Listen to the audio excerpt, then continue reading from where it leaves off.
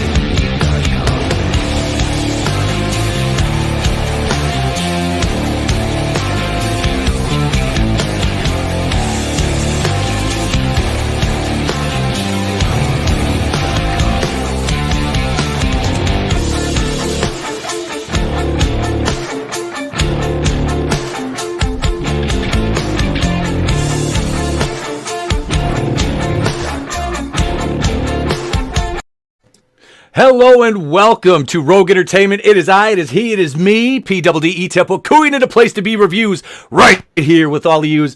The Fandom Menace, wait for it, I've got the belt here somewhere. People's Champion with you another Wednesday, episode 20 of Going Rogue, my Rogue Entertainment show. I'd like to welcome my wonderful, amazing panel that are joining me this evening. First and foremost, the Fandom Menace Vampire, ladies and gentlemen, AngelousDraven.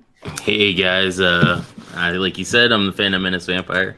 Looking to have a good show tonight. We got some good topics, it looks like. Yeah. Next up on the list, Mr. Vinny Art. Hail, brother. I'm always happy to be here. I think we're going to have some fun tonight. One of the videos I made today, you told me it was going to be the topic for tonight as well. It should be pretty funny. But yeah. And everybody, check out my my channel and my comic books if you can. I'm Vinny Art. Shut Up the Kraken is my my newest campaign. Check all that good stuff out. Thank you for joining us, Vinny, and making his return to the program, ladies and gentlemen. After a long absence, he's monetized now. He's here. He's not big timing us, ladies and gentlemen. Paulie from Latino Slant. How can I be big timing you when when you're avoiding me, man?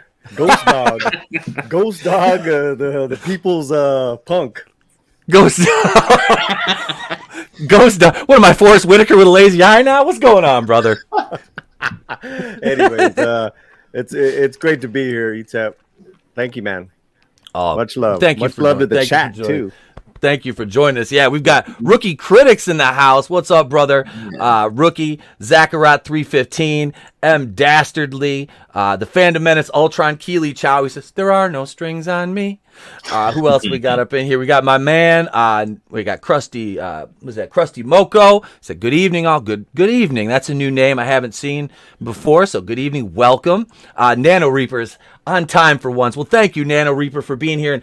And Nano Reaper is going to be joining me at the end of season 2 of Prodigal Son. We're going to break down the entire season, give us our thoughts. I've been meaning to have him on, but I said, you know what, we'll do it special. We'll wait till the season's over because he is one of the few people that enjoys my Prodigal Son reviews. So I'm basically making those for a small audience. Yeah. It's like I have to be able to review something that I enjoy. Okay, after Batwoman, it's like, dude, might as well break out the Indiana Jones. Get that shit out of your mouth, man. Real fast, Krusty Moke was one of my channel members, so okay, he's good people. So hail, Krusty. Orale. Welcome. Nice. I can do that too because I can roll the R's. Orale, there. I can say I can roll my R's. I can only speak just a few words in Spanish, but I can roll my R's really well. So I've got that going for me. I'm a cunning linguist. Yeah. Did you hear? You have a lot going for you, bro.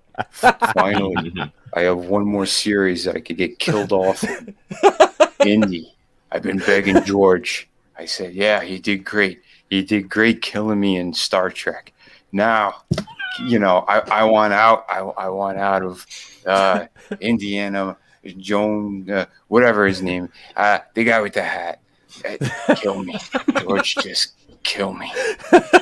I belong in a museum. Oh, Rookie says ETEP is almost 700. We are, man. We are. We're on the cusp.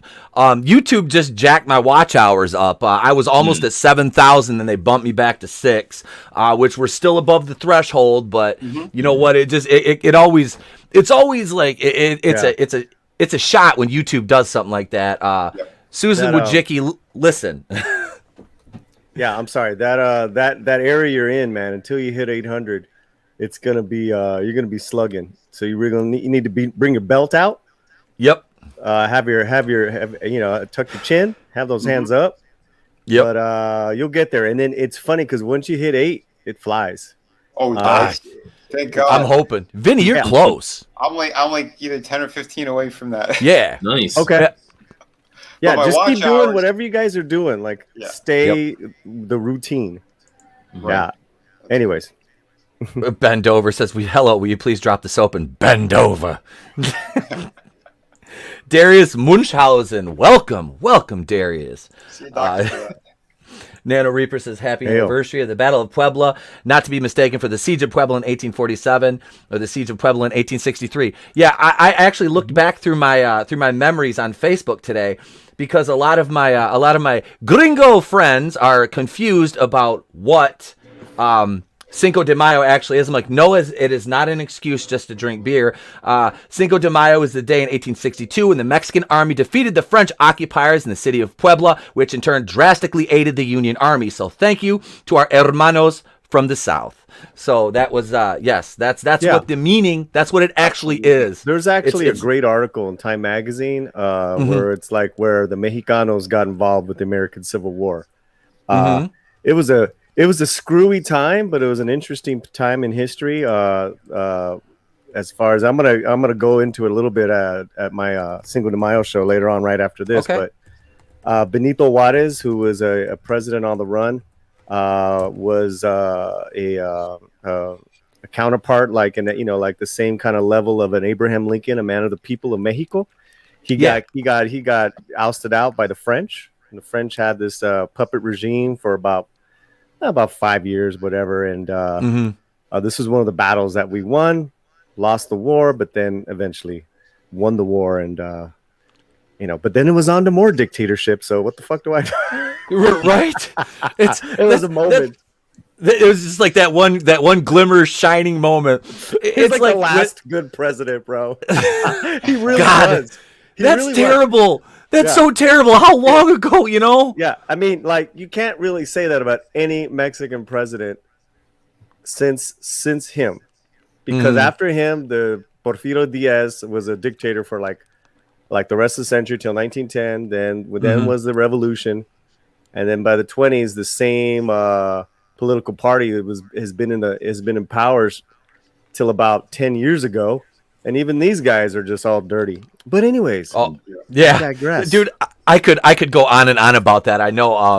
I'll probably be listening to you later on. Honestly, after we're done, we're gonna have fun. We're not gonna be all on that, but a little bit. Okay. Yeah, I'll just be listening anyway. I got a lot of fun. Well, that's it. Government's being dirty. Get out of town. Never heard of it. Never. That would never happen. We love our government. We serve our I'm a libertarian. I do not. Yeah. Anyway, we usually start out our Wednesday nights by saying, wait, hang on, we got Soul Assassins in the house. What's up, brother? He says, howdy, y'all. Howdy to you, Soul Assassin. Rookie Critic, I miss you, bro. We gotta stream together soon. It's been far too long. We need to do a Fandom Collective team stream. That's we knew the Fandom Collective fam needs to get together for a stream. But right now we're gonna do what I love to do on Wednesdays. It's one of my favorite segments. If I can find the bumper, there's 900 of them here. Where is it at? Jesus, help me, Rhonda. Help me, Rhonda. Let's see. I fall apart when Tony's not here. This is the problem. Monday I thought I was being so good too. I was like, I changed the music up so I didn't get a copyright claim or anything. And then it turns around and I get one. And you know what I got one for? What? I got one for the damn for the bumper we use. It is a Monty Python bumper. Oh. And I got a copyright claim for that. I'm like, are you kidding me? Wow. But here it is. I found the bumper. Let's do some holy shit news. Holy shit! Are you thinking what I'm thinking? I don't know. Were you thinking, holy shit, a swordfish almost went through my head? Holy shit! Holy shit! And all the assholes want us to shit all over everything. Holy shit!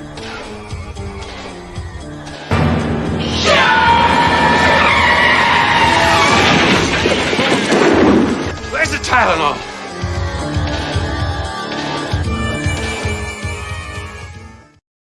So here we are on the smokinggun.com with a stupid pop-up ad. Right here, just another Saturday night outside Kid Rock's big-ass honky-tonk rock and roll steakhouse. This guy, first of all, I don't know if you guys have looked at the article, but how old do you think this guy is? 40s? Yeah. He's 39 years old. This guy looks like he's in his 50s. And if you notice, he's got this lovely tattoo on his forehead, which is a white supremacist tattoo. So he's automatically From here, it looked like a dinosaur. It did. It says it's a 1488. This is meet Nicholas Newhart. He's no relation to Bob Newhart. Thank God. As for what I know. Hi, Nick. As for what landed the 39-year-old Tennessee resident behind bars this week, well, the details are rather disgusting. For those with a strong stomach, click here to read about Newhart's May 1st confrontation with police, which began outside the emergency exit door of Kid Rock's big-ass honky-tonk rock and roll steakhouse in Nashville. Charged with disorderly conduct, public intoxication, 2 counts of assaulting an officer, Newhart is being held at the Davison County Jail in lieu of $4,500 bond. Newhart, who has a Confederate flag tattoo in the back of his head and a neo-Nazi 1488 tattoo on his forehead, has a rap sheet with convictions for theft, vandalism, obstruction, and public intoxication. Unfortunately, you're not able to arrest people for having ridiculous, stupid tattoos, but let's see what he did. The defendant was outside drunk, holding a bottle of beer, blocking the outside emergency door at Kid Rock's. Security told the defendant to leave. He refused to leave on request. Metro Police were flagged down on the defendant's actions. When the Metro Police officers arrived to the location to assist security, the defendant took out his colostomy bag from inside the front of his pants and started to swing the bag around from... Oh, my God. What the hell? Holy shit. This is a perfect story for holy shit news. Wow. So he was literally just slanging shit.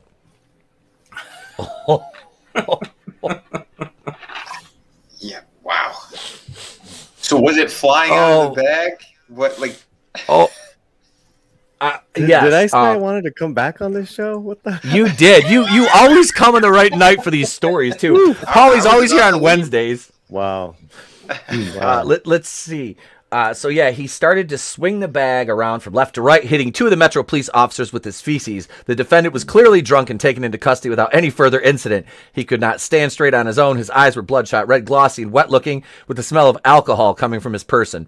Observing his drinking state and his actions he displayed with his own feces, he was taken to the jail for assault on 2 Metro Police officers, disorderly conduct, and public intoxication. Holy shit. Literally and figuratively. Yeah. Wow. I don't know. What would you do if someone flung human shit at you? I mean, because it's one of those things where you'd be so shocked and so angry at the same time. Like, what would you do? Oh, God. These poor cops. I don't. Yeah. I mean, at this point, it's like I would probably I would tase the shit out of him. I literally would tase the shit out of him. It's already out of him. And I guess it's already out. You know, I mean, I'm not, you know, it'd be hard not to like make him bump his head when he's getting in the back of the cruiser after that. You know what I mean? Especially for that tattoo. I'd be like, hey, oops, sorry, he slipped. You know, kill me now. We just started. I don't think I could take any more of this shit. Neither could those cops, apparently. I never had it thrown at me, but when I worked in retail, I had an older gentleman like have an accident that worked there and like made a trail all the way to basically the bathroom. Wow. And it was on a skid, and I moved a skid, not realizing it was on there. Like, so I picked it up, strong armed it, and had it all over me. I'm like, the fuck. So I obviously went to the bathroom and tried to get as much off as possible, but it's disgusting. Oh, we had when I was doing finance at for one of the Chrysler stores, my office was like it was huge. I was right in the center of the building, and one side was all glass windows. You couldn't see in because I had those like one-way Chrysler stickers on them, you know, with all the vehicles and whatnot. Mm-hmm. And the bathrooms were right across, so it was myself and I had 2 full-time employees and 3 interns. And we were sitting in there, and this old man comes walking out of the bathroom, and one of my interns comes back in, and he coming through the door. He goes, "Oh my God!" I'm like, "What?" He goes, "It smells like shit in the hall." And I'm like, "What?" And I go out there. I was like, "Oh!" And you look in the floor, and there's a trail on the floor. And we go, we called our maintenance guy Charlie, and Charlie was a good friend of mine. I love the kid to death. I was like, "Charlie, you might want to handle that bathroom." I put a closed sign on the door. I'm like, because there was 2 bad. I'm like, no, nobody goes in. Charlie comes in there. He comes out of there red faced. He goes, "Motherfucker!" He goes, "What the hell happened in there? Who did?" I'm like, dude. I'm like, the old man just left. He just left. I'm like, oh God, please don't. I can see him. I want to test drive that. No, no. I felt bad, but I'm like, oh wow. But yeah, that's just savagery. I was like, oh God, yeah. I saw some just terrible. Ugh. All right, so here we're gonna go over to another fun story. Cops 77. Woman hurled whopper and racial slurs. Apparently, Paula Dean was at it again. There's no butter in here. I thought Paula Dean she used lard. I thought she learned her lesson the first time. A 77-year-old retiree was upset about the thickness of a tomato on her Whopper, allegedly threw the sandwich at a Burger King employee, and then spewed racial slurs at the worker, according to Florida police, who arrested the septuagenarian on a felony charge. Investigators say that Judith Black became unruly Friday evening at Burger King near her home in the Villages, the sprawling retirement community billed as the Sunshine State's friendliest hometown. Black was dismayed with the tomato on her Whopper sandwich, according to police. Report that does not specify whether the accused sought more or less tomato. Black, seen it right, took her complaint to the restaurant's front counter, where she allegedly began yelling at an employee. The worker told police that she explained to Black unless her harangue ceased, she would not be able to help with the tomato issue. Then, when the employee turned her back, Black threw the Whopper, striking the worker below her neck with the sandwich. Black, cops allege, proceeded to tell the worker, "You can read that yourself," and then used the forbidden word. This is Paula Dean. They changed her name. This is Paula Dean. Uh-huh. I definitely think this is Paula Dean. You tell tomato. Yes. What are you gonna do? Right. So yeah, that was that's the Paula Dean throwing a Whopper story. Oh my God. Wow. Yeah. What the funkin' wangles? That doesn't sound justified at all. Not even in the slightest. No, it's not. I wonder. It's 77 years old. You have so little time left. You're going to be like, you couldn't just politely ask for either more or less tomato at this point. Like, I just, I imagine the restaurant was probably busy, and she looks like a Karen. She looks like an old retired Karen. So I'm sure she was hearkening back to her younger days of Karening, and was just like, I've had enough. I'm not taking it anymore. Like a drill sergeant in a boot camp. Who are you kidding? That is like B. Arthur. I mean, seriously. At first, I thought it was B. Arthur. we had to hear her talk. Sorry, go ahead. No, I said to hear her talk, to know if it's B. Arthur. Hello, Ma. Jesus, B. Arthur. I mean, that's exactly. Lola. It's either going to be that, or it's going to be like you said, Paula Dean. Like, what the hell? Butter. I want more butter, less tomato. I told you, beep. Frickin' Paula Dean at it again, ladies and gentlemen. The third story we have tonight is a follow-up, actually, to a story we covered a while ago. It's actually a sentencing, which is always fun. For one of our previous offenders. Hail Lola Meets with the best avatars in the game, showing that booty. Love it, girl. Love it. Absolutely. At least she didn't throw crap at the employee. Yes, Johnny Cage, JP7. I got to go back up to PJ's comment. He says, but seriously, though, tomato thickness is key. Krusty Moko says it's a B. Arthur clone. Yes. Johnny Cage, thank God for the little victories. Oh, God. Yeah, these are, this, okay, so here we go right here. I'm going to pull this one up, and this is our last holy shit news story. This, like I said, is a follow-up. We're going to go over here. And you remember we talked about the inmate who smuggled the gun inside her vagina?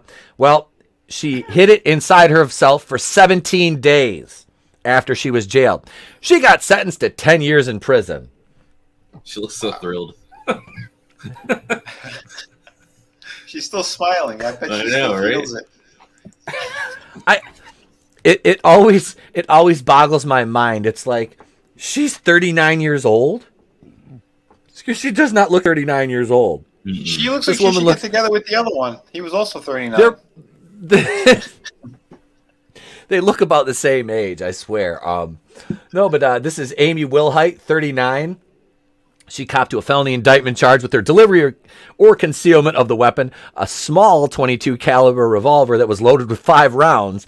In a plea deal, she was sentenced to serve a decade in custody of the Missouri Department of Corrections. She is currently being held at the Women's Eastern Reception Diagnostic and Correctional Intake Center, State Intake Center. She had previously done stretches in state prison. She was arrested on February 14th on gun and narcotics charges and booked into the Boone County Jail in Columbia. She had this up herself. Wow. That's brave. Now, was she pointing outward or...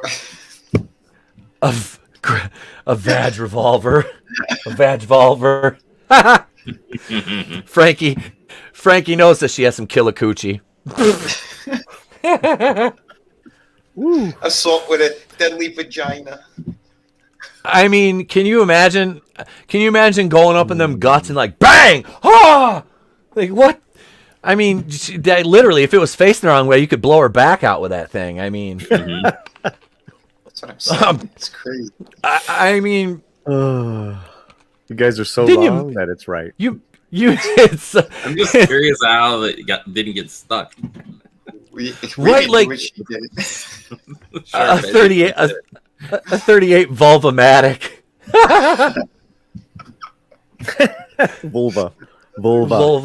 Vulvamatic. No safety on a revolver. Wouldn't that have got caught like on the way out? I mean, that just, how did she walk around with that thing? Oh God, a revolver. All right, chat, come on, give us your best gun vulva jokes. Let's hear them. Come on, I'm loving these. I'm loving prison these. purses, you know, they got to do what they got to do. Was it in a bag or just bare? Con mi pistola. That's the question. Was it loaded, or did she keep the bullet somewhere else? Oh no, it was loaded. It was loaded. Wow. Brings a whole new meaning to blow bang. Oh, here we go. Krusty Moko Bushmaster. Now, you can always count on Krusty to bring it. I love it. Yeah. I love it. Always does. You need that Austin Powers thing. Did you have your protection? Yes, I always carry my semi-automatic. Oh, Frankie knows. Girl, get a handle on yourself. Jesus.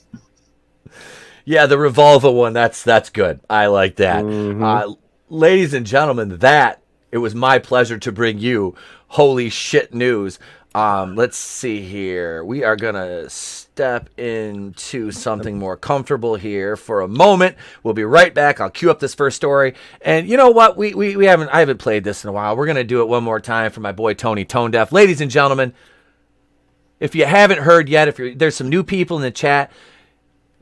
Disney has a new attraction. It's coming soon to a Disneyland near you. I give you Wakanda Land.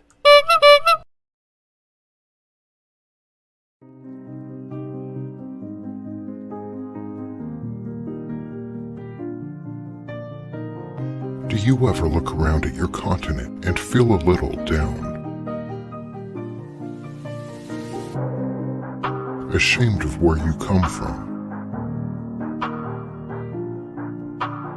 Do you ever see your parents offered up to a Libyan warlord from your cage and silently wish to yourself, reality can be whatever I want?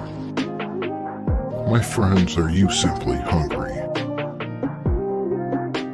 Hi, I'm trans non-binary Disney CEO Bob Chapek, and I'm inviting you to experience the other side of reality.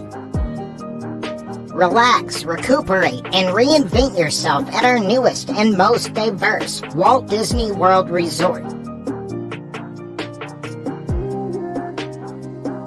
When real life doesn't quite cut it, come experience our version of Africa.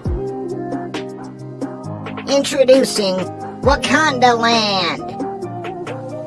Book your reservation at Wakanda Land today and get a free 30-day trial to Lucasfilm writer Leslie Headland's new dating app, Wine and Dine Steam. It's a sure thing every time. Available for download through the App Store or Google Play. Yeah, ladies and gentlemen, that's Wakanda Land. That's coming soon to a Disney park near you. Are you guys excited for that? Because I sure as hell am. I think Wakanda Land is going to be lit. It is going to be lit, yo. That should be opening up around the time that Black Panther 2 comes out. They should just change the name of Black Panther 2 to Black Shuri's Panther 2 Revenge. Welcome to Wakanda Land. I thought it was gonna be Suri's Revenge. Would somebody please? What's the matter with you, man? A lot. What the hell was that? What the hell was that? Tony made that a while ago. Oh, there you go. You pass it on Tony right away. Tony made that. It's great, He ain't man. here. It's golden. You here. It's non-binary. I did. I'm trans-binary's Disney CEO Bob produced it. Chapek. That's all you. That's all you. That's all you. I'm Tony. Tony who? I mean, you know, spare the real non-binary people that are going through shit. You know, like the real ones. I mean, like that. That gives them a bad name. They don't want to be associated.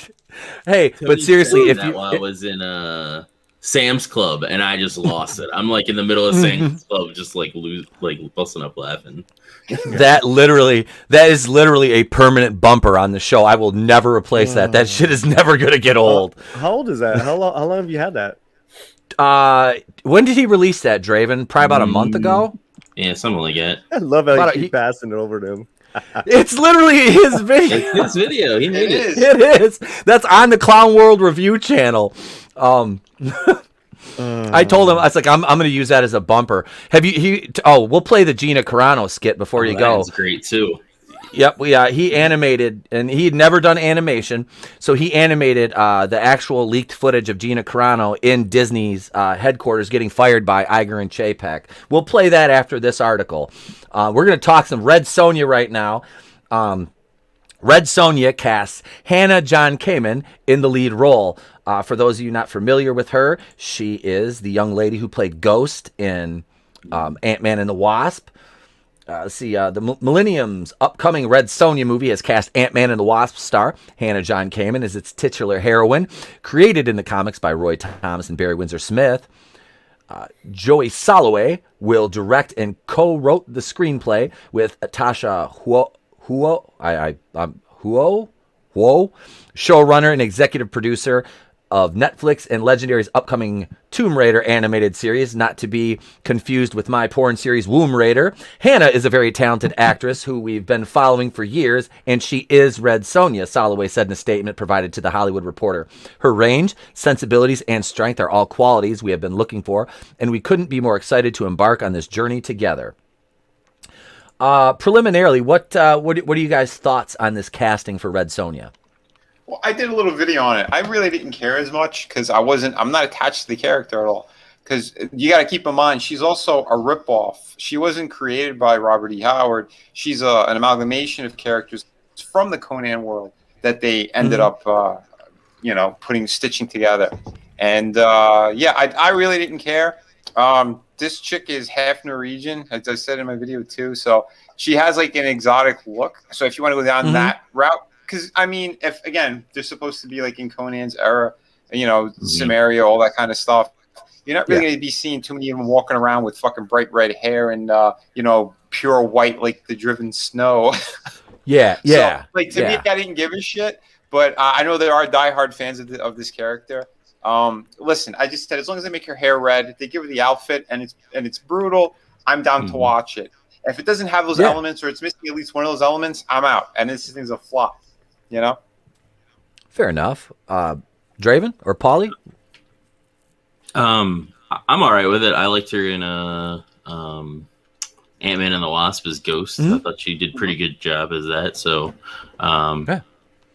give her red, like Tony said, give her red hair. Let's see her kick some ass.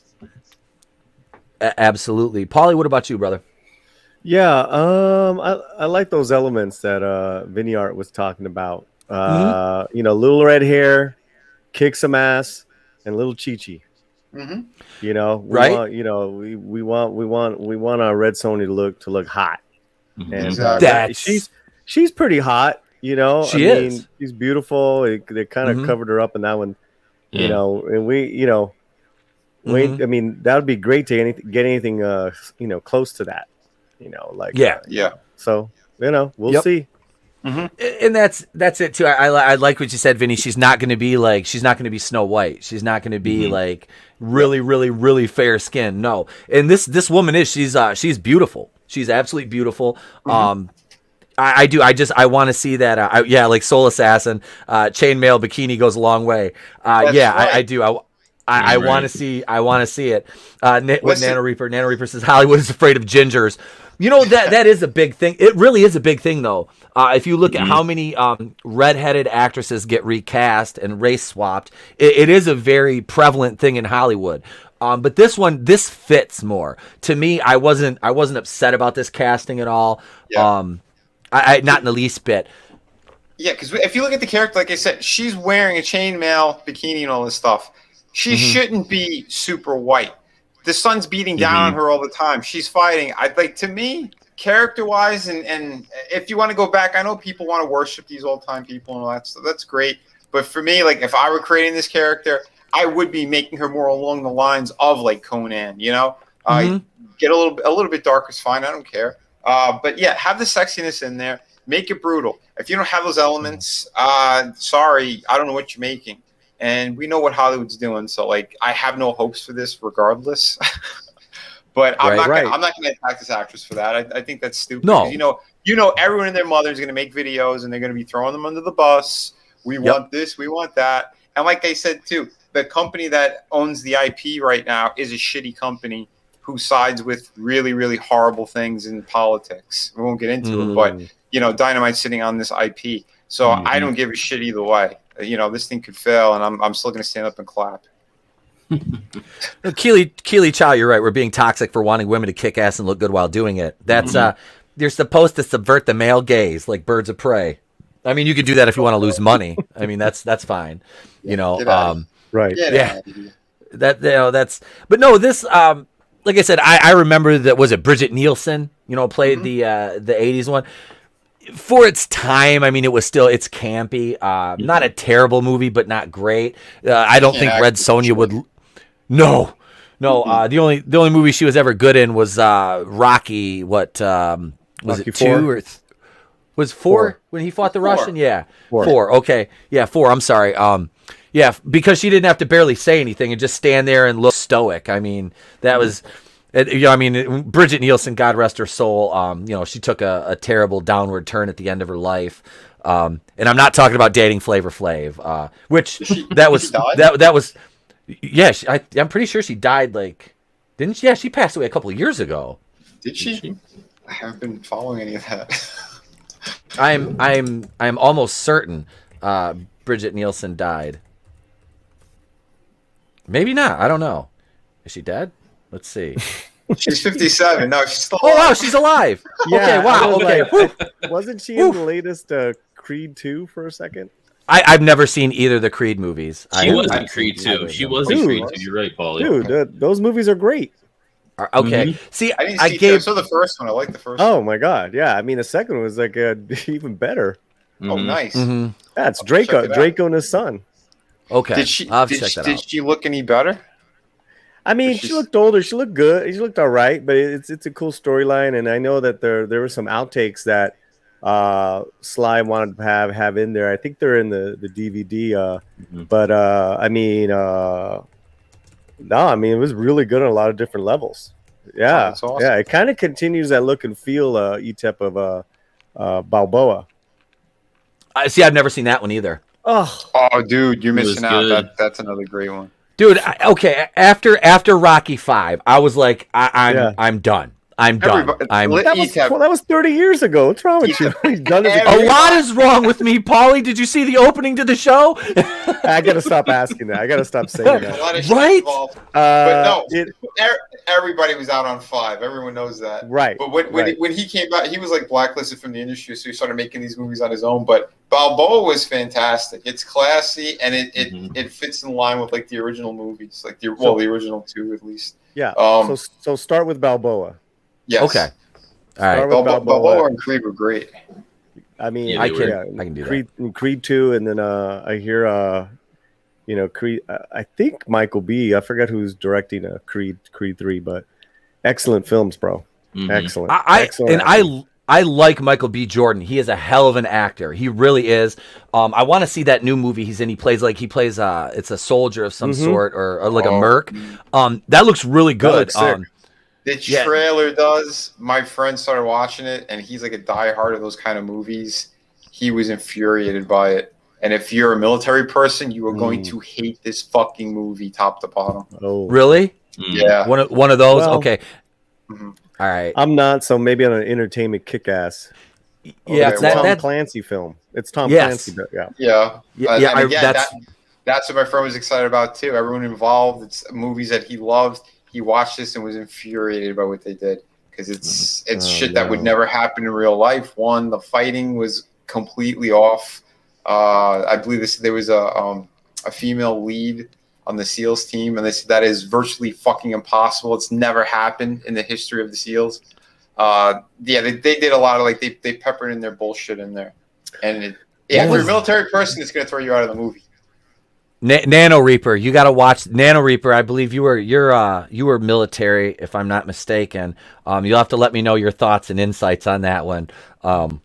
He says it's not a Tom Clancy film. Okay. Okay. All right. Wait, what do we got? Frankie Nose says 5 gets you 10. They're putting red in pantaloons. Oh. They're gonna give her the Harley Quinn treatment from Birds of Prey. They're gonna put her in a jumpsuit and dumb her down, give her that Kelly Marie Tran Last Jedi treatment. Dude, that's one of the most beautiful women in Hollywood, Kelly Marie Tran, and I say that unapologetically. Kelly Marie Tran is beautiful. She's sweet, and they dumbed her down so she wouldn't outshine Rey. And like I said, I don't want to see them do this to this young lady in this movie. I'm not looking exploitation, but I'm just thinking staying true to the character and the design of the outfit, and don't 2021 it. Let her, if she, she's got that wagon, she's got that look. Let her show that off, man. That's the way the character looks. I'm all for that.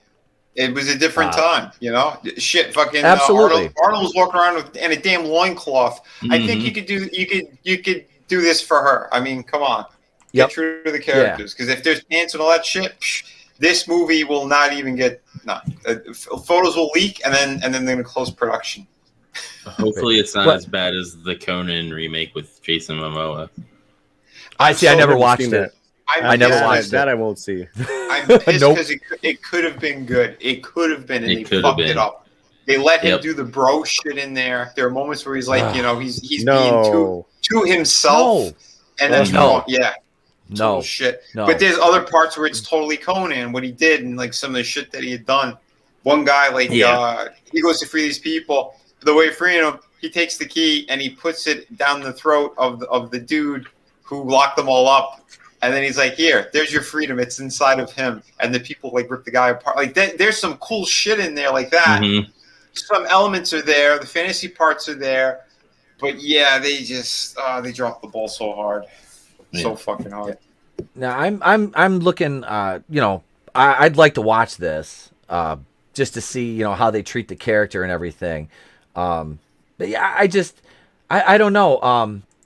I have a level of trepidation and just going into anything like this. It's like, what are they going to do? Because like any movie they're remaking that had a beautiful female lead is like it's subject to the modern day intersectional treatment. So it could go either way. I'm hoping it's good, but I won't hold my breath for that. I think it's like the French say, la merde. Well, Nano Reaper say the story is trashed. Without Remorse is my favorite Tom Clancy book. The movie destroys the story and inserts a ton of PC BS from the Russian bounty BS to the female SEAL commander. Yep. See, that's disappointing to hear.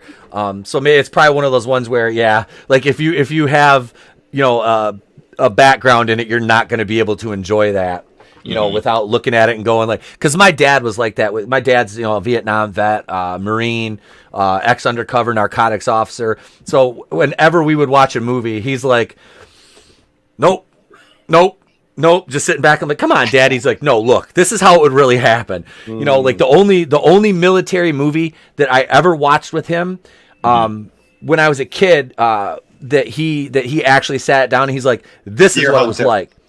Deer Hunter and Full Metal Jacket. There was two. Oh yeah, Full Metal Jacket. Full Metal Jacket. He goes, that's what boot camp was like. He goes, he goes, the fat guys got put in motivational platoon and we beat the shit out of them with bars of soap, for screwing us all over on PT. He goes, it happened. That's exactly, the drill instructors could smack the shit out of you. He's like, they'd call you everything, pretty much anything they wanted to. He's like, it was brutal. This is in the 67 when he was in 66 or 67 when he's going through basic. Because he was like 17 years old when he went to Vietnam. He lied about his age and did 3 tours. Wow. And then came back, rode with the Highwaymen motorcycle gang in Detroit for a year or two, and then joined Dearborn Heights Police Department. And then got on Detroit after that. He said Dearborn Heights wasn't enough action. He got bored. So he's like, I want to bust through doors. So he's still got his Ram, too, which is awesome. Nice. 85-pound solid steel Ram to go through the door. And it was a one-man. Is your dad's name Chad? No, he literally looks like Dick Butkus and Mike Ditka had a kid together. That is what my father, and Clint Eastwood squinting into the sun all the time. Yeah. And he's got this big ass Grizzly Adams beard now. He came over for my birthday and he's just got his beard's down to here. I was like, what's up, Uncle Si? I'm like, Phil Robertson, Duck Commander, what's up, man? He's like, shut up, you little prick. And then he threw you out the window. Oh yeah. Beat the shit out of me in front of my friends at 72. He's like, here, you little, come here. I'm still terrified of him. Yeah, it's so funny how nice he is. He's so like with Trey. He tries to be tough. Trey will be over their house, and my dad will sit there and be like, hey, little Petey. He goes. So Trey comes home. He goes to me, Dad. He goes, my eye on you. I'm like, Grandpa taught you that, didn't he? Wait, what did Darius say? My cousin was a Detroit biker, a renegade, and I've had more tickets from Dearborn Heights than any other city. I'm sorry. Let's see, Nano Reaper. The book took place in the 70s, and the bad guys were Baltimore drug dealers and pimps, and we're all a certain color, so it would make that today in our modern climate. Maybe Darius says maybe your dad gave me a ticket. He very well could have. The D'Onofrio character in Full Metal. Oh, dude, Private Pile. Oh, I'm not going to do the line. I was going to do the Arlie Ermy line, and I thought better of it. I'm like, nope, nope. I'll stop. I've got that movie fucking memorized. Oh my god, I love Arlie Ermy, man. That man was a treasure. When he started in was that Saving Silverman? Holy hell, he was phenomenal. Dude, he was awesome in that. Yeah, he was Coach in Saving Silverman. God, that was as well.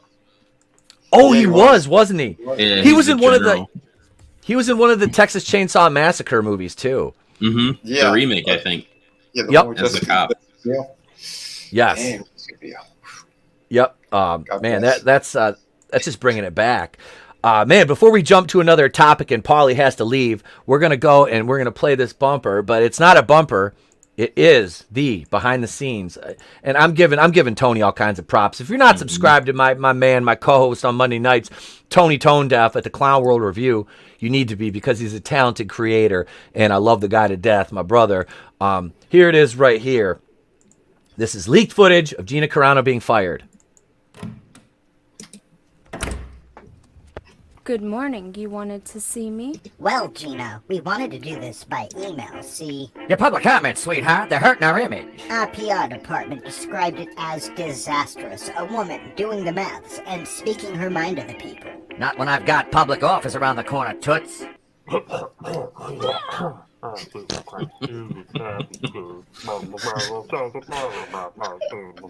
I said 2 sugars, you fucking asshole. Look, guys. I get public image, especially for a multinational corporation that deals in family entertainment. I just heeded the warnings of generations before us, and I thought it might bring us together as one people. I saw something, so I said something. Exactly. If you want to keep warning them, it's never gonna happen, see? How do you feel about red lipstick on screen, doll? The problem is, once a person, especially a woman, starts speaking for themselves, thoughts of liberty and justice begin to affect our narrative, and that threatens our power. Could you just toe the line, baby doll? What if we stopped expecting other people to live up to an image that somebody else internalized? You know, less talk, more listening. You know, the golden rule. Abhorrent. You're fired, sweet tits.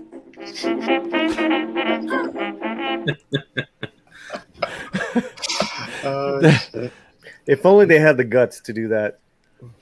Right? They had to have some pissant intern tweet it out and say, "Hey, look, we're firing one of our biggest draws." Well, they didn't even one.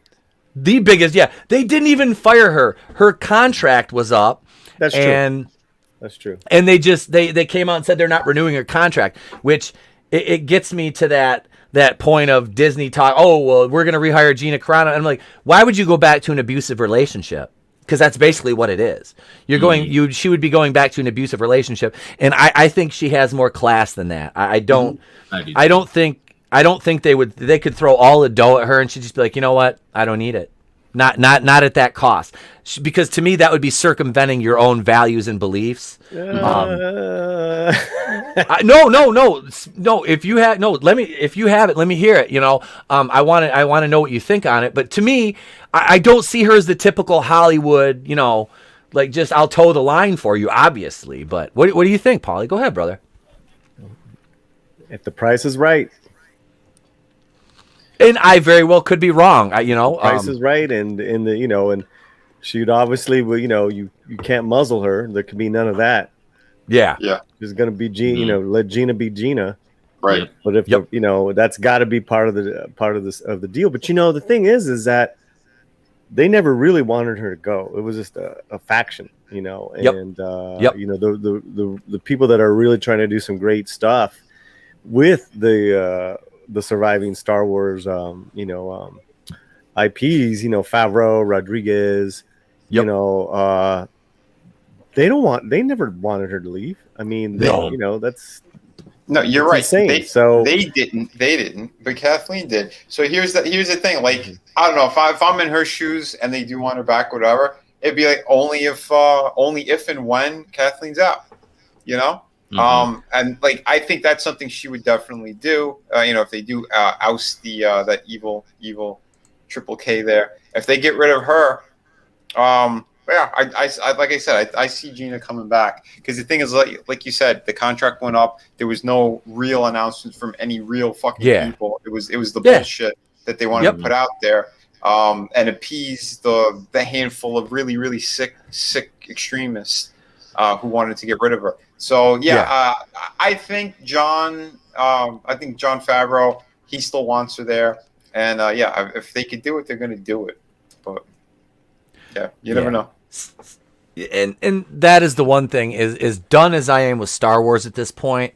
I do respect Jon Favreau and Rodriguez and those guys because they care about the fans that were invested in this from day one. They care about those fans. They're not the ones reaching for an imaginary audience because they know there's a built-in audience that would would love to come back to that, more good Star Wars. But the problem is, after the whole Gina Carano incident, after the way the Lucasfilm sycophants, Kennedy's merry band of idiots has treated the fans, it's like, why would we come? As fans, it's like, why would we come back? Yep. I'm not watching the Bad Batch. I'm not watching. I don't care at this point. I really don't. It's like, I was excited for the Book of Boba Fett. I was like, this could be cool because I love Tamura Morrison and I love Ming-Na Wen as Fennec Shand.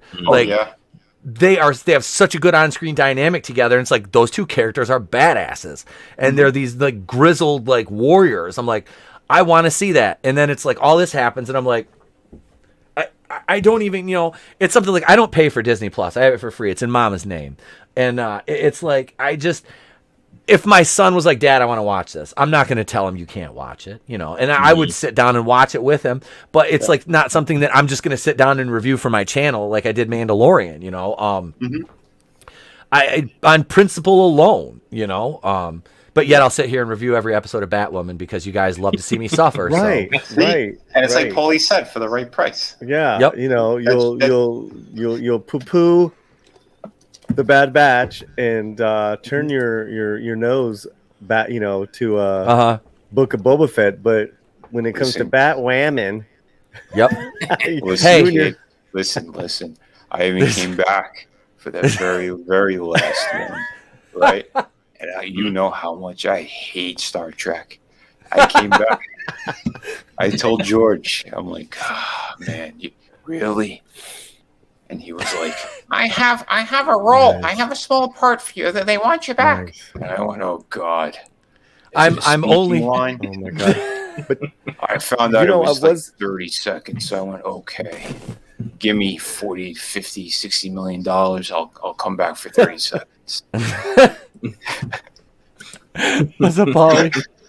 Ooh, that was good. Forgot who I was on a stream with, and I posed this question: is that I just don't see Rodriguez not being Rodriguez if his hands are going to be tied. He is not that type of filmmaker. He never has been. Mm-hmm. So I'm really curious about the Book of Boba Fett.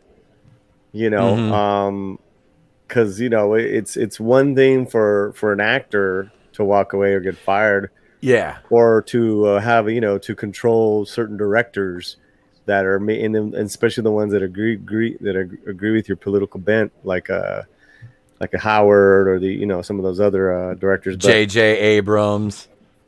Yeah, but Rodriguez, this guy's a maverick, and so is Favreau, and you got a Bad Batch is a Filoni. Filoni's Filoni. So it's like I did watch the first episode. I enjoyed, I'd say, like 75%. Okay. All right. Yeah. All right.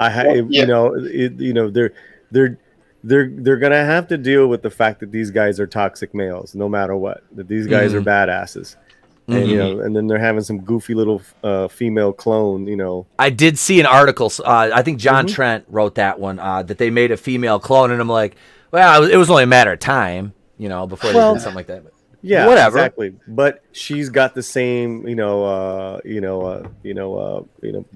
inhibitor chips and all this stuff that they do. So they can't stray from the story too much, Yeah.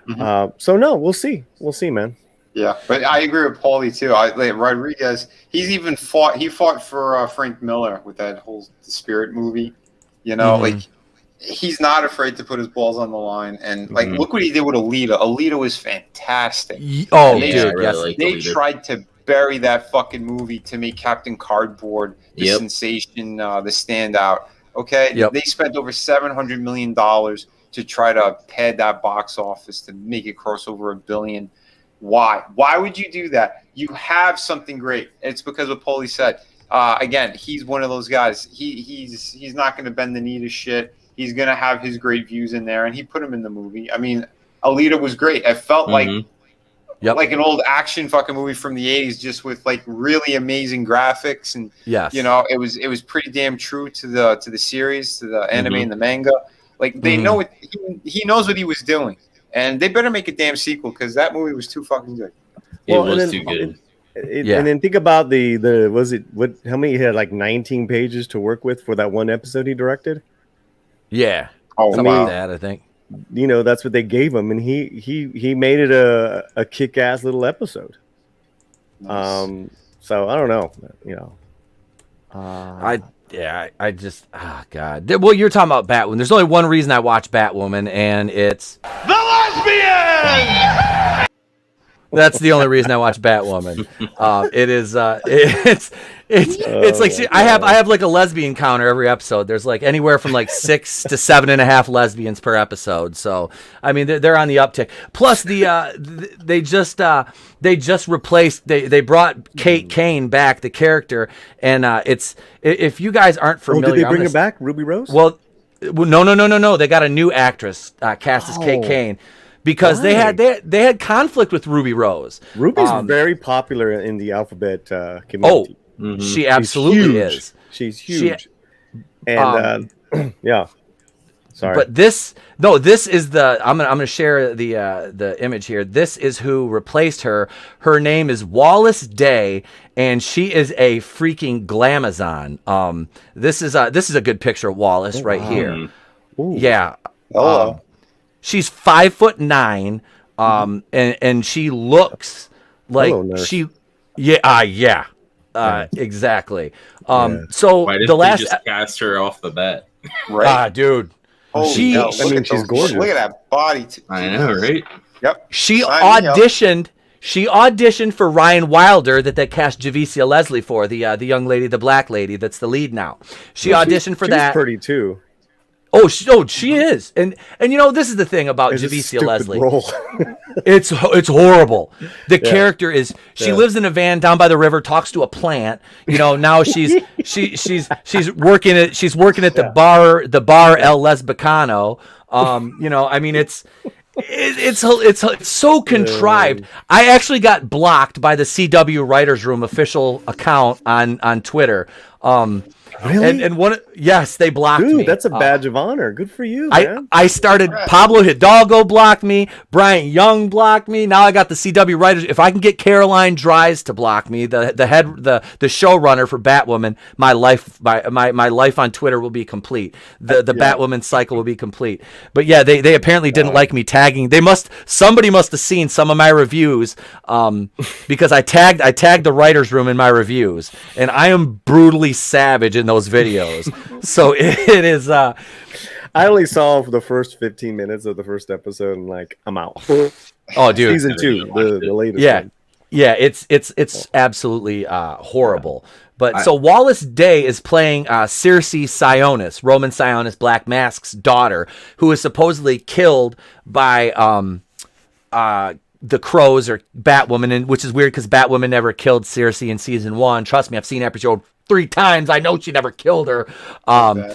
So what they did was they made her Kate Kane, and Kate Kane didn't die because they won't kill off a gay character in the show, because they won't kill a gay character. It's to bring out your gays trope. So they won't do that. So they made her survive the plane crash, which the batsuit just fluttered down from the sky and Ryan found it perfectly intact, no damage. So Wallace Day has had her she's had her memory wiped by Enigma. Okay, so Enigma wiped her memory out, and Enigma's a female now. They wiped her memory. Yes, Enigma's a woman. She's a psychologist, shrink, and she wiped her memory at Black Mask's request and turned her into Kate Kane. So now Wallace Day is playing like evil Kate Kane, but she thinks she's Circe Sionis, and it's like, okay, this is really freaking weird. But her doing the fighting sequences when she did a little bit of her own stunt work, looked phenomenal. So she's already in it? Yeah, she premiered last episode and actually had an action role in it. She's under a mask the whole time. What? But they have her under a mask now because her face was all mangled from the plane crash. And and they explained her voice being different from Ruby Rose's because when Black Mask's men took her out of the plane, they were fighting with with her, and they damaged her larynx. So that's how they explained the voice being different. It sounds like a really bad daytime soap opera. Oh, it is. It's terrible. And every female on the show that's a lesbian is a lesbian because she had a thing with Ruby Rose's character in the first season, or somewhere along the lines. Wait, are they all lipstick lesbians? Are they pretty hot? Or are they all? Oh yeah, dude, they're lipstick lesbians. No, they're lipstick lesbians. I was about to say, it almost sounded like she infected the others. The kind that you don't see out in the wild very often. You know, you don't see them in the wild very often, this caliber. No, you have Megan Tandy playing Sophie, who's gorgeous. I mean, I don't want to talk about Batwoman anymore. It's hurting my brain. But, yeah, they're all hot. They're all very hot. What's up, Black? So I'm curious, you know? Oh, yeah. They're all on the CW. All the episodes are straight. And I have them all recorded on my DVR still. I was like, I got to erase these. Because I've watched all of the CW stuff up to Crisis. So I feel your pain. It hurts the. When they killed Kevin Conroy's Batman, That's I was why like, I haven't continued because I'm like, fuck it. I'm like, nope, I'm good. Wait, all right. So another monster says, tell them about Lesbian Island. Okay, so there's an island called Coriana that's run by a pirate lesbian named Sophia, and and they have Jesus. All that they have the sounds Jesus awesome. flower. They have the Jesus flower. It cures anything, cancer, bullet wounds, kryptonite, you name it. The lesbian Jesus blood flower on Lesbian Island, run by pirate lesbian Sophia, who kidnaps women, brings them there, and tries to turn them into lesbians sometimes, like she did with Alice. Yeah, and it also, I love it because that show also gives me an opportunity to use kung fu fighting by Carl Douglas for a couple seconds. Every time Ryan starts fighting, at least once an episode, I've got to throw in, everybody was kung fu fighting. Yeah, that gets thrown in at least once an episode too. So, Wow. Dude, I don't know. I think you're inspiring me. I think I'm going to have a lesbian island in my pirate book now. I'm telling you, dude, don't you steal. I'm going to have a lesbian space planet in my comic book. Don't you I'd start. be all right with that. I think with how you control the female form. My girlfriend's best friend's a lesbian, and was telling me just how big Ruby Rose is because she was also a DJ in the community. So I didn't know that. Yep. So I learned that in season 1. they I guess literally they'll see anything she does, like movie. I saw that one movie recently. Was it the Doorman or yes, the Doorman? Okay, the Doorman. I haven't seen it. I have not seen it. Wow. Was it bad? Wow. Yeah, it was we have that that show that stream movies to lose your friends by. So it was in that. So I liked her in John Wick too. Yeah, she didn't talk. She didn't I didn't remember her. She was a mute. Yeah. She was a mute. What's up, Black Angus Reviews? How you doing, man? What was up with that Black Angus Reviews? Brightest Day says something lesbian island. something complete. Yes, that's badass. Yeah. Here we go. Let's see. Disneyland's revamped Snow White ride triggers SFG Gate reviewers who claim that Prince Charming and Snow White's kiss is problematic. Oh, Jesus. Oh, Jesus. Oh, Jesus. Sweet baby Jesus. Why? Doesn't anybody remember that song? A kiss is just a kiss, even if she's unconscious. Maybe Bill Cosby wrote that. I don't know. But seriously, it's Snow White.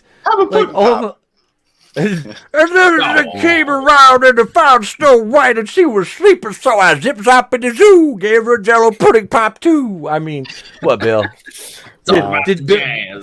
Bill, did you take a picture on the Kodak? I took a picture on the Kodak paper while she was sleeping.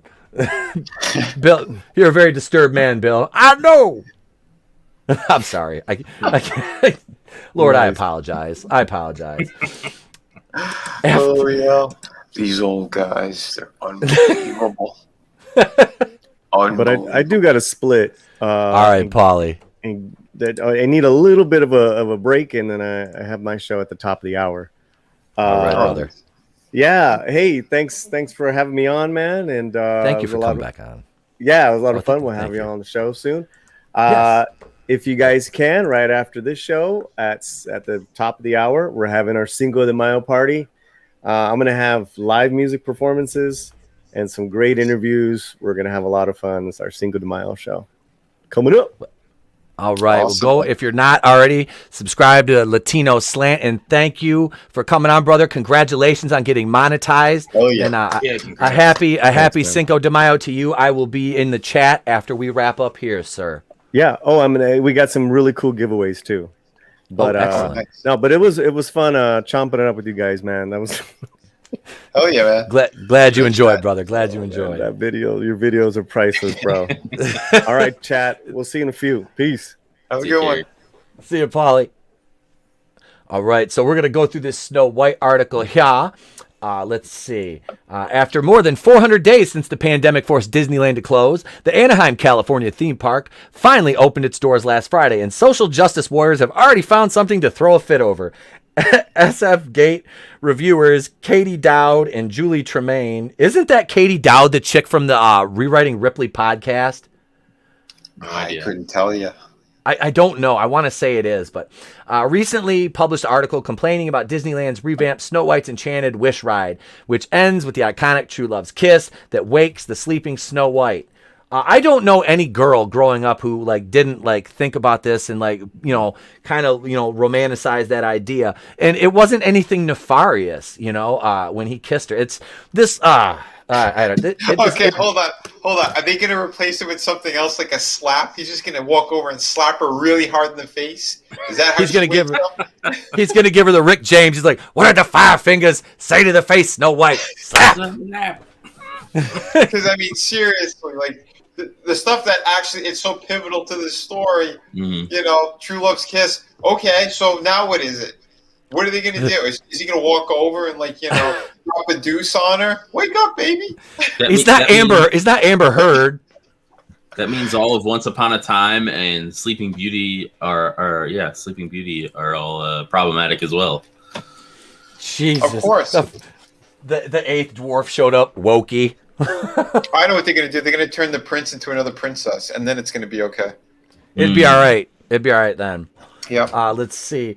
According to Dowd and Tremaine, the kiss that Prince Charming gives Snow White is problematic because it is non-consensual, although they do praise the ride itself for what it is. Let's get this out of the way first. Snow White's Enchanted Wish, the revamped ride that replaced Snow White's Scary Adventures in Disneyland, is really good, reads the opening sentence of Dowd and Tremaine's article. The attraction preserves much of the charm of what originally opened in 1955, the park's debut, but gives it a more cohesive storyline that's true to the 1938 movie. It also adds the movie's biggest problem, but we'll get to that in a minute. Oh, God. The authors then go on to explain how this non-consensual kiss is problematic, failing to understand that this kiss is what saved Snow White's life. A kiss he gives her without her consent while she's asleep, which cannot possibly be true love if only one person knows it's happening, the authors fervently add. These two sound like future cat ladies in training. Mm-hmm. I think they're bucking for a job at the Mary Sue. It didn't stop there, since they also claim that this problem is something that can be found in more than one of Disney's early movies, although they don't mention which movies they're alluding to. Oh, God. The authors stated, haven't we already agreed that consent in early Disney movies is a major issue? That teaching kids that kissing, when it hasn't been established that both parties are willing to engage, isn't okay? As if that wasn't enough, Dowd and Tremaine also come up with a solution to this problematic depiction of the iconic scene from the critically acclaimed classic, an animated movie, by suggesting what could be reimagined. Why not reimagine an ending in keeping with the spirit of the movie and Snow White's place in the Disney canon, but avoids the problem, the authors express in their review for the new Snow White Enchanted Wish ride. Dowd and Tremaine's article did not get the reaction they were hoping for. After its publication, Twitter users called out the authors for their hypocrisy and for their poorly thought out take on Prince Charming and Snow White's kiss. All of the following reactions were lifted from SFG Gates' tweet, sharing of Dowd and Tremaine's rather controversial article, on which the news outlet proclaimed one of the major issues from the 1938 movie had been added. Oh, God. I feel absolute sadness for the authors of this article, reads a comment shared by Twitter user Sal Gadaji, whatever.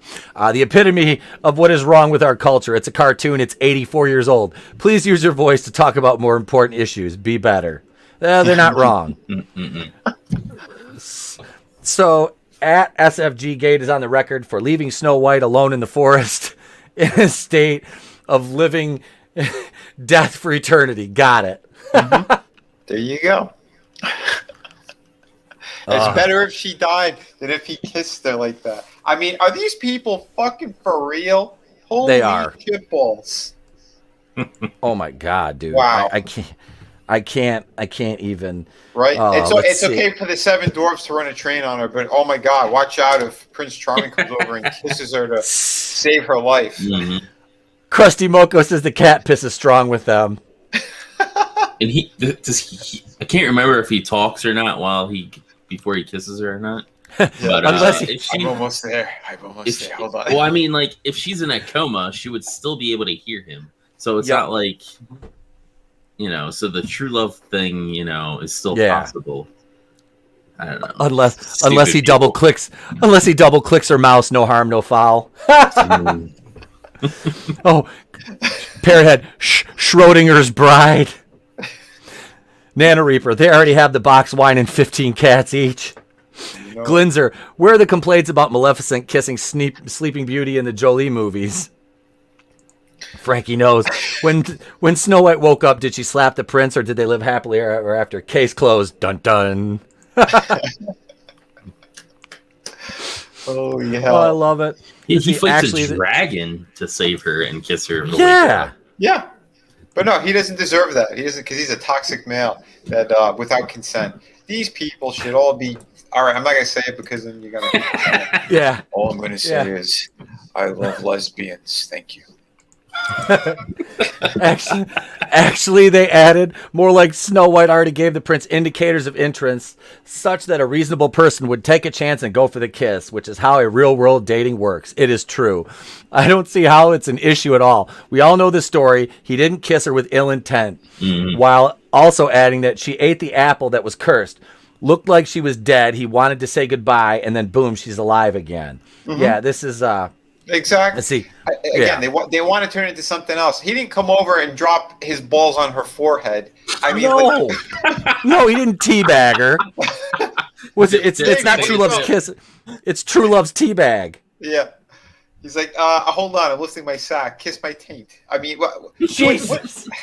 Like, really? What is going on with these people? They always want to pervert things to the extreme. That's what they do. They're twisted. Like everyone's saying here. The cat piss is strong with them. That's for sure. Yep. Well, I guess tucking in your kids and giving them a kiss goodnight is also bad since they didn't give consent and noted that the prince was not kissing her with malicious intent but to save her life. Yeah, and it just goes on. Yeah, this is utterly ridiculous, man. I can't even fathom like what level of like mental illness are you at when this is where you're. Oh God, you know what? I'm gonna play a bumper. We're gonna jump into our main event topic, and we will be right back after these messages.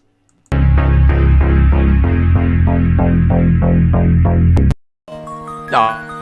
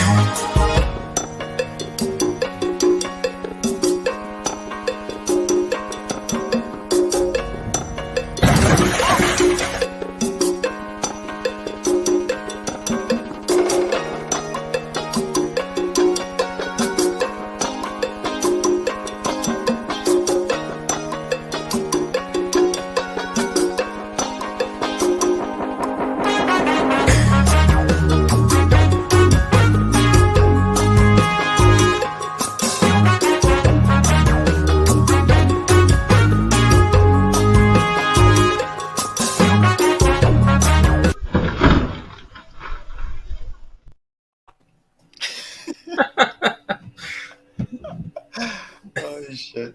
Those are the best. Oh, that's always good stuff right there. Those are always good stuff. Yes, ladies and gentlemen, we are back. We've got our main event topic coming up here.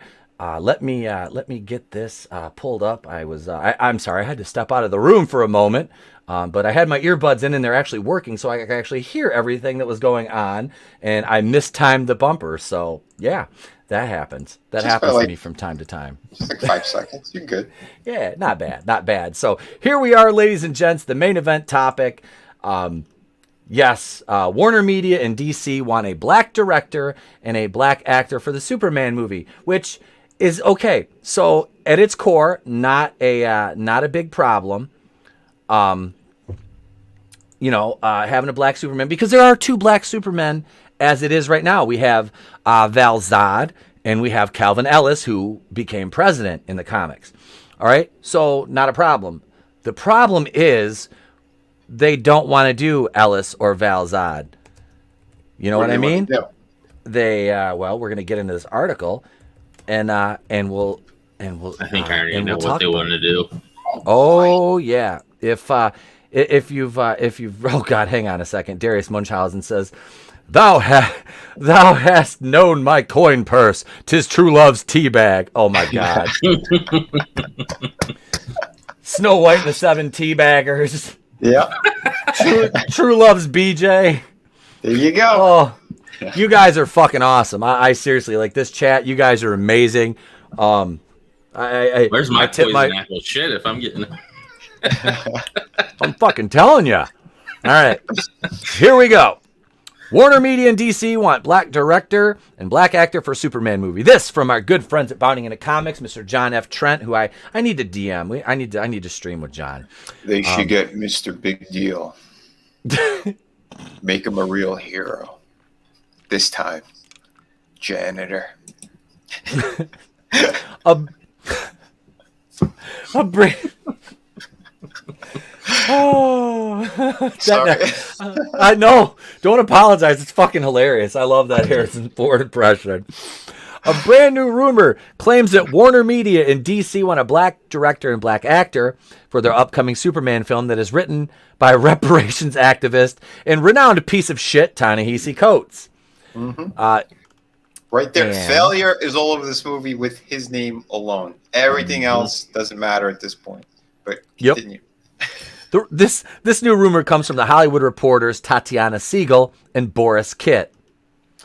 The two claim, insiders say, Warner and DC are committed to hiring a black director to tackle what will be the first cinematic incarnation of Superman featuring a black actor. Oh, Ta-Nehisi. Ta-Nehisi's writing this. This is scary. As for who the actor and director could be, Siegel and Kitt only speculate and offer no hard information.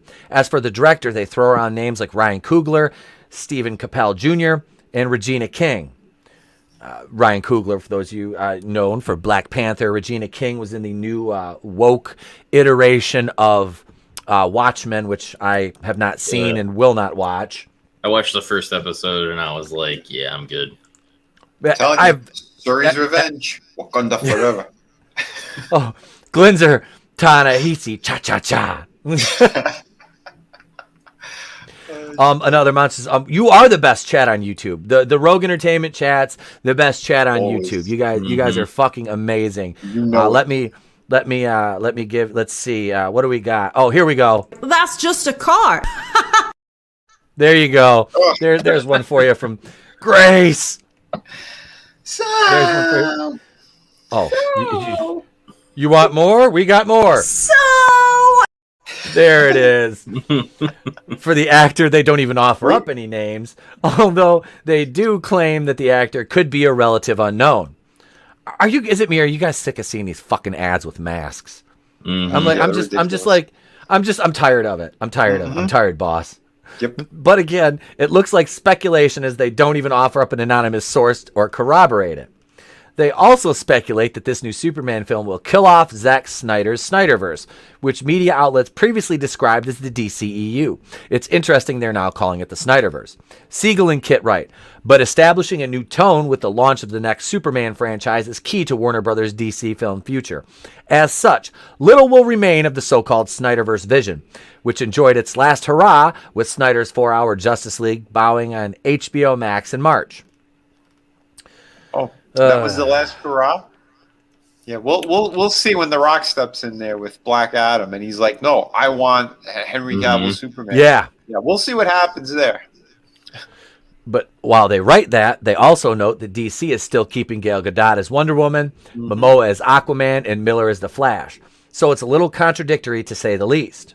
Yep. In fact, they go on to claim the Flash movie will set up the DC with a multiverse that allows for many of these incarnations and story universes to coexist and have superheroes intact. They even add every movie and TV show, with the exception of Matt Reeves' The Batman, starring Robert Pattinson, set for release in March, HBO's spin-off Gotham PD and Joker, and its planned sequel will take place in the same universe. Do not make a sequel to fucking Joker. No. Do not do it. I agree. That is a terrible idea. Yeah, that's dangerous right there. That's horrible. So it's really odd to claim Justice League was the last hurrah for the Snyderverse, while also claiming the stories will remain intact, leaving open the possibility for more, and that all these other films will take place in the same universe. So was Snyder cut the last hurrah or not? Or do Siegel and Kit even know what they're talking about? They definitely know how to contradict themselves, that's for sure. As for the Superman film, they claim Coates is crafting a Kal-El in the vein of the original Superman comics and will have the protagonist hail from Krypton and come to Earth. They also note the movie would take place in a period that takes place in the 20th century. So they're going to make Kal-El black. That's Ta-Nehisi Coates' fucking vision for this. If I may. Sheer fucking hubris. What? Yeah, just don't even kill me. Kill them. Don't kill me at this point. This is... Oh, God. Yeah, wow. I can't even. I'm sorry. I can't even at the moment. This is the stupidest fucking thing I've heard of all day. The stupidest. What is the purpose of this? This is Coates just going, no, fuck the white man. Fuck Whitey. Fuck Whitey. You know... You like Kal-El? Fuck him. Fuck you. You know what we're doing? He black. That's what Coates is doing right now. That's what Coates is doing. Mm-hmm. And go ahead. Go ahead, Warner Brothers. Glinzer's right. Good old Grace shall call the Black Superman the greatest superhero movie ever. Yeah, because you know that's the only kind of guy that she likes. So DC doesn't want to make money. That's right, Nano Reaper. Nope. They'll remake Joker and call it Woker. Darius Munchausen says no Joker sequel. No, you're absolutely right. No. That movie does not need a sequel. Nope, that movie was perfect. Don't touch it. I don't think they'll replace Gal Gadot as Wonder Woman. I don't think they'll replace her. No. I think she'll play ball with whatever they want to do. They just got to remove the directors. What the hell is on screen? Sorry. Feed starving children. No, there was a woman with this giant embroidered thing on her face. Oh Jesus. It's not a tumor. It's not a tumor. Definitely a tumor. Frankie knows. Breaking news: Henry Cavill spotted at multiple tanning salons this week.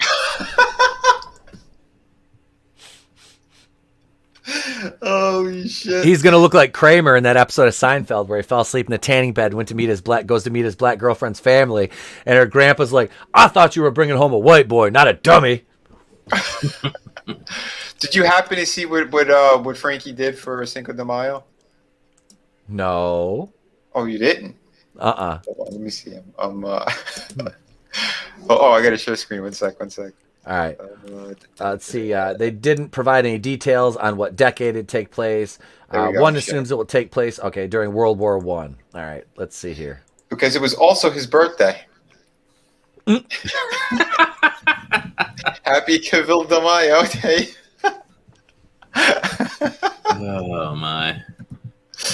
Oh, shit. I gotta stop laughing when I saw that. And then, because of what we did the other night. Hey, I smuggled him over the border last night. hopped in my Enterprise Falcon. I did crash. Every time I fly that thing, I crash. I can't help it. But we smuggle them in. You need a strong woman to fly the Falcon. Yep. That's why you keep crashing. It's time. It's really time. It's time for a black red skull. Oh God. These people are insane. So this is their grand plan for Superman, is to make Kal-El black.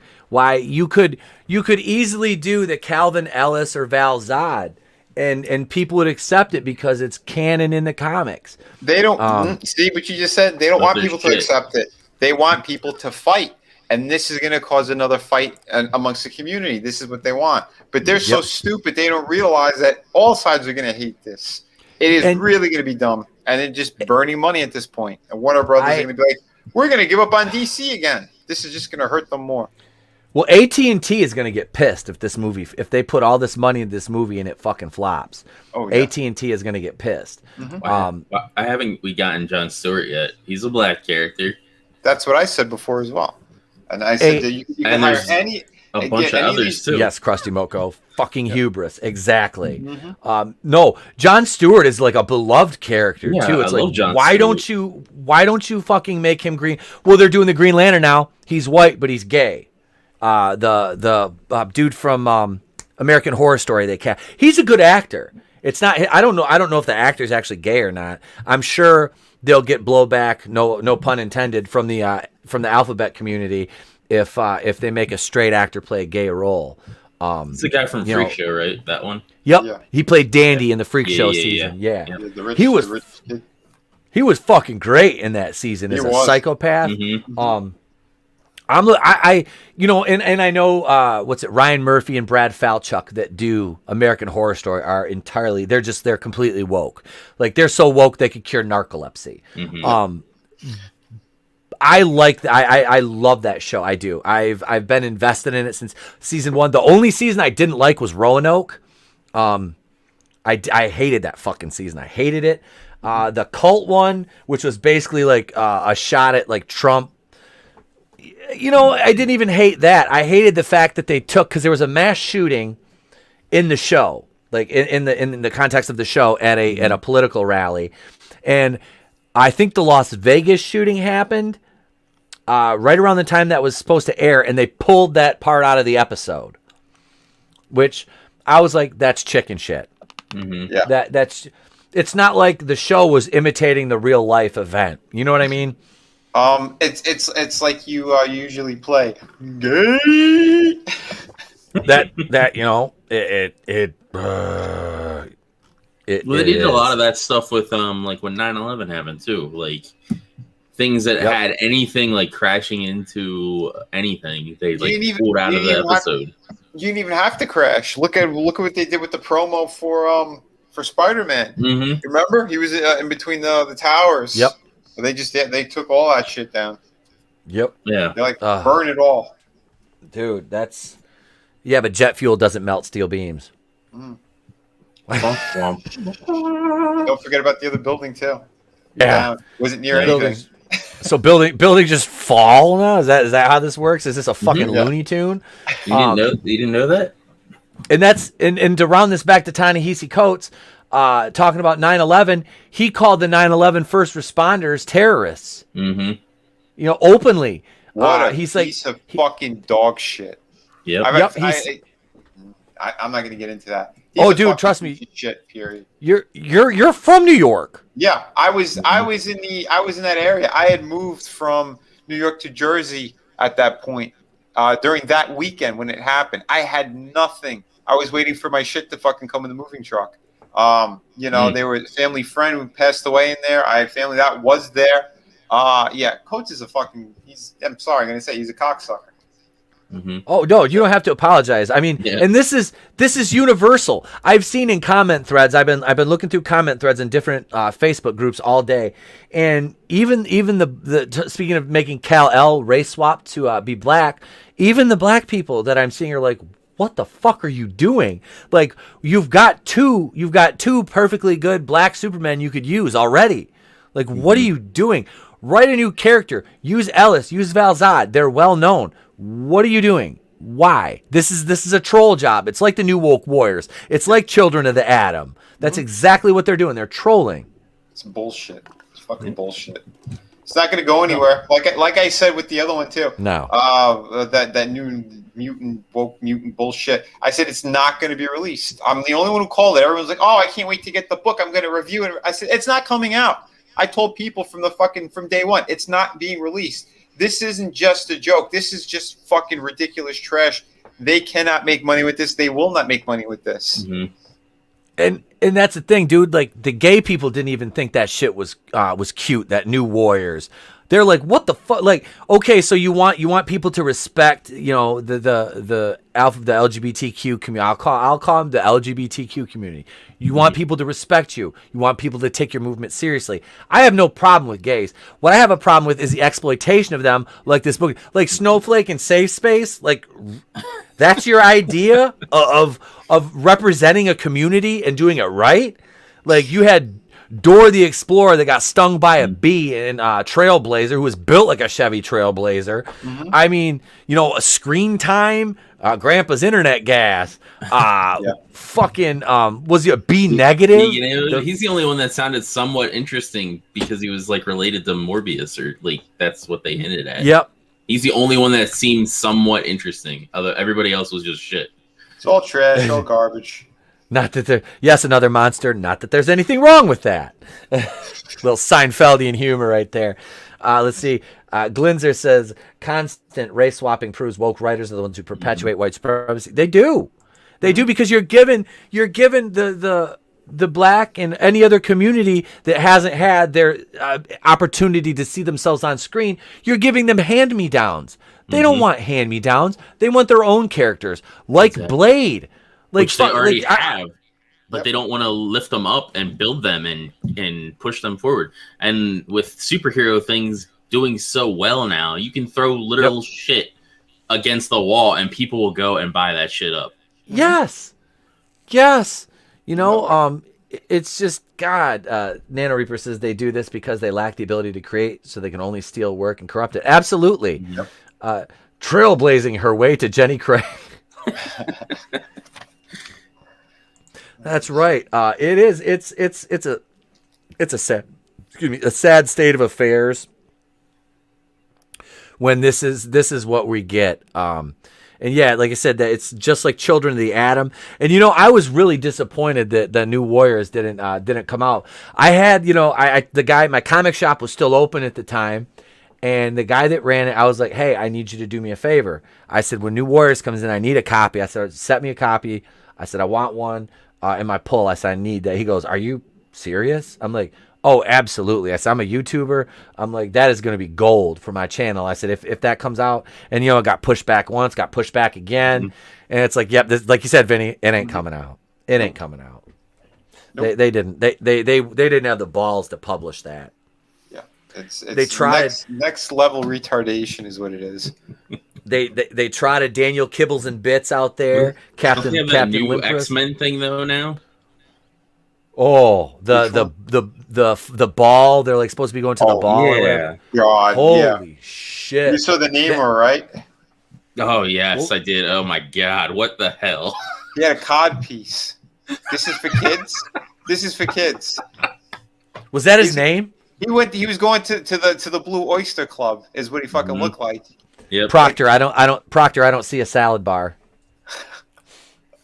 Unbelievable. Warpath. His was amazing too. He had a little skirt on. Oh, it was the best.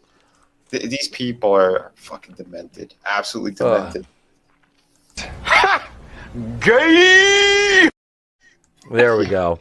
Yeah, Iceman had high heels and shit, and it's like, what the hell? Oh, Iceman was dressed like Lady Gaga. Yeah, I was co-hosting a show with another creator who the guy happens to be gay, and he says he used to be a Lady Gaga fan. He goes, and apparently from the article, he goes, it was supposed to be for him. He goes, this is insulting. I feel insulted. He was ready to just flip out of how insincere it was, how much of a joke it was. Pure shit. So their demographic hates it. Mm-hmm. That's because they're trying to appease to a small demographic on Twitter. That's all they care about. Yep. Yeah. They just want people to talk about it, so they'll go to the website, and that's it, and get their clicks. That's all they give a shit about. Oh, Parrot Head, I haven't forgotten about that. Don't forget about Logan and Cyclops shagging. Yeah, that's the thing too, is they did that whole love triangle with Logan, Cyclops, and Jean. And I think Cyclops is sitting there, he's like, we can still be together when Jean's not around. It's like, what the fuck? I'm sorry. Every time they bring it up and they go this love triangle, every time they bring it up and the clip that they show, the little piece that they show from that comic book, Jean's not around. She's never around. In most cases, she's already died and she hasn't been resurrected again. So they're just fucking then. Wow, fantastic. They're garage. They're just like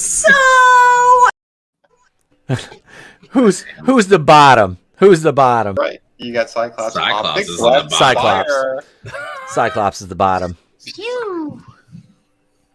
Oh, it's just I just want to take these writers and just be like, calm down. Now get back to your seat. I'll take care of this. Calm down.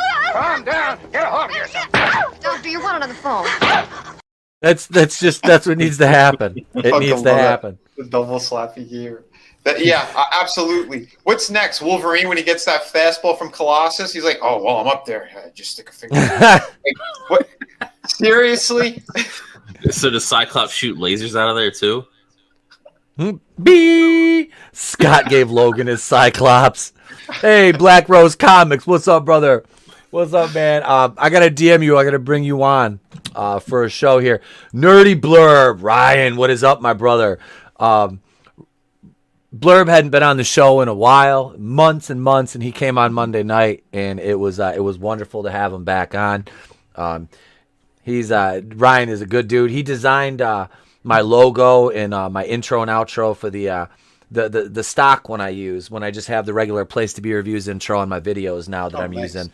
He did that for me last May, I believe. It was finished up. It was a birthday present. One of my good friends, Raiders of the Lost Flicks, he kind of hooked. He says, "Hey, I got something for your birthday." He goes, "I'm having I know you wanted to get an intro and outro and a new logo." So he put me in touch with Ryan, and Ryan is a good dude, hell of a funny guy, and always a great panelist. Nice. This has been a fun show this evening, gentlemen. I think this is a good spot to leave it off for the night.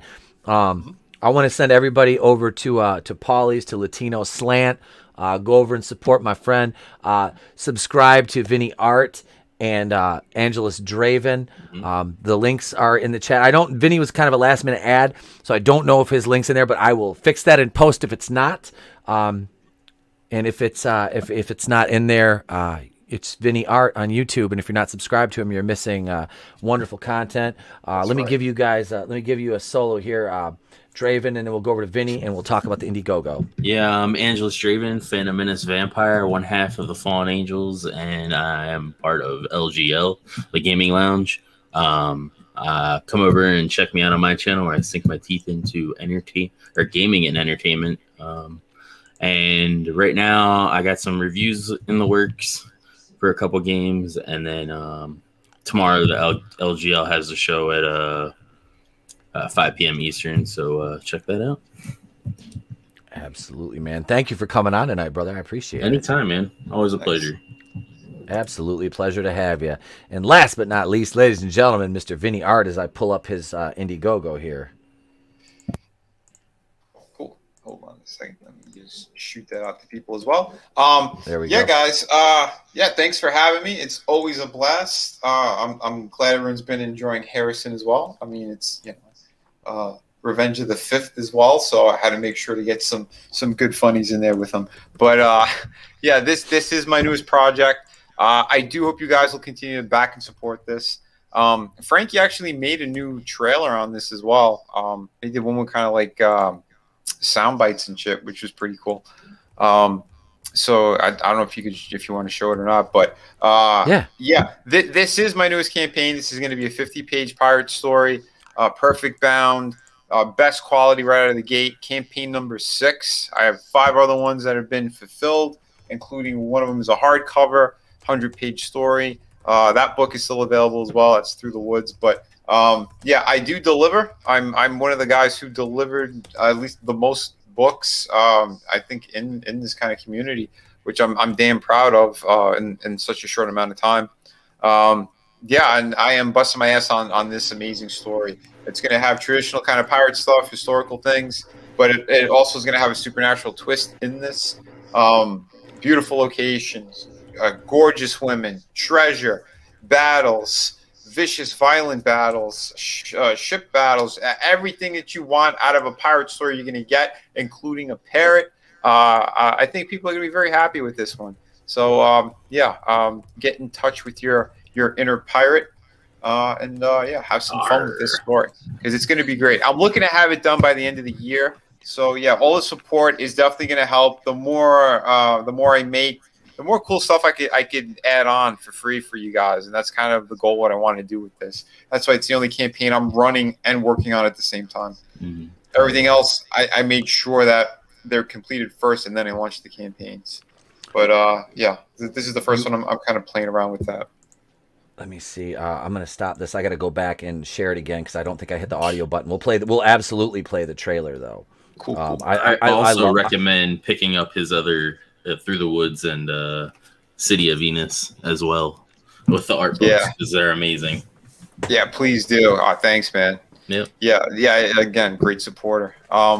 It's the one that has a Jolly Rogers, the second box right there. I have. Oh yeah. I have City of Venus and I have the art book and they're phenomenal. Actually, I'm going to sit down. I haven't had a chance to read many comics lately. I'm going to sit down and read Vinny's comic tonight after the show while I'm listening to Paulie. That is my goal. It's like I have so many comics to read and I haven't got to read them all. And I'm like, I never have time. It's like if I have 45 minutes, I usually will sit down on the couch. I'm like, I'm going to do this and I fall asleep. So it's like tonight. Wrap it up. I still need to read City of Venus, but I read Through the Woods, look through the art books, and awesome. Thanks, man. Right. Dude, I appreciate it. And everyone who has City of Venus, they cannot wait for the sequel. And that's coming as soon as this one is completed and delivered, totally fulfilled. I'm working on City of Venus 2 after that. And that's going to be 50 pages as well. Hell yeah. Look forward to it. Hell yeah. All right, let me hit this up.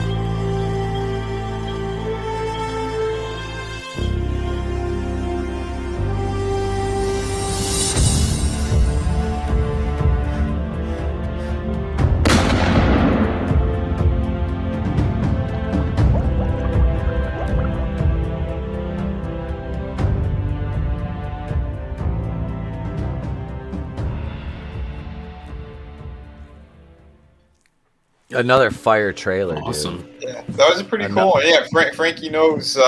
He was in chat before. I asked my brother. He did that one. He kind of surprised me with it. I'm like, oh, dude, this is great. I'll put it on the campaign. Yeah, that's another one, man. That's just solid as hell. So big ups to Frankie Knows for putting that piece together because that was nice. Yeah, those sound effects really worked. That's it. It's like I said, the first one. It's so cinematic with the imagery. So you put those sound effects to it, dude. Yeah, spot on. Shay Man reminds me of a visual novel, like one of those. Yeah. Yes. I dug it too. Yeah, for that reason, it was really good. Oh, that's great, dude. So yeah, and again, that's the taste of the book. Wait until you see the rest of what I'm actually doing with this. It's gonna be pretty killer. And I back that one, man. I'm super excited to get that. Absolutely. I got to get out and get Sunsworn too. I got to pick up Red's new one too. But yeah, man. See, this being around you guys and both covers. Yes. And a T-shirt, I think. Hell yeah. Being around all these creators, man, this is kind of what inspired me to. That's I might even work on my shit tonight. I don't know. That's what inspired me. You know, I had this outline I wrote for a story, and I'm like, I can turn this into something. I can do that. So that's kind of where I'm at with it. But yeah, that's what I love to hear, man. Yeah, that's it. Get creative. It's inspiring. It is. It's inspiring to be around so many talented people like this. It's like, you know what? It does. It kind of gets those creative juices flowing. So thank you, Vinny, man. I appreciate you coming on. Pleasure. And always love seeing the work. Draven, same to you, brother. You guys are always wonderful guests to have on. Lola, this is a great show as always. You get it, man. Do it. Thank you, hon. I appreciate you. And I want to toss an invite to Lola next Wednesday. Well, here, I'll do my outro now, I guess. Next Wednesday night, we are doing Ladies Night on the Place to Be Reviews for my Rogue Entertainment show. It'll be myself, the lovely Katie, the meteorologist, Fallon Reacts. No, she's not Fallon Reacts. She's Millennial Me now, Fallon. And also Vassy. Miss Vassy's joining us. And Lola, if you're interested, you're more than welcome to join.